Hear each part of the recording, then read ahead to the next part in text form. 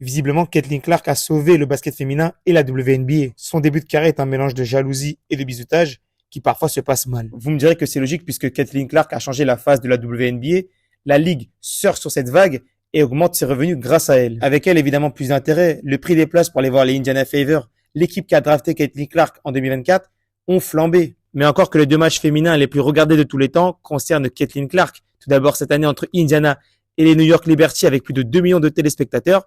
Et l'année dernière lors du All-Star Game féminin qui était son premier avec plus de 3 millions de téléspectateurs. Mais c'est surtout le plus gros contrat de l'histoire signé par une femme chez Nike, plus de 28 millions de dollars. Le souci de tout buzz, c'est que la jalousie arrive derrière. Tout d'abord à l'été 2024 et tout le monde en était témoin lorsqu'elle n'a pas été choisie par l'équipe américaine pour les Jeux Olympiques de Paris. Et surtout des histoires de trash talking, la pseudo-rivalité créée par la Ligue avec sa compère Angel Reese de la draft 2024, qui a mal terminé ou des propos racistes auraient été proférés à l'égard d'Angel Reese concernant les fans de Caitlin Clark. Mais en plus de ça, une histoire de coup tordu lorsque deux joueuses de Connecticut l'ont pris à part, l'une en lui mettant un doigt dans l'œil et l'autre en la balançant au sol. Finalement, Caitlin Clark est victime de son succès comme l'était LeBron James ou Stephen Curry.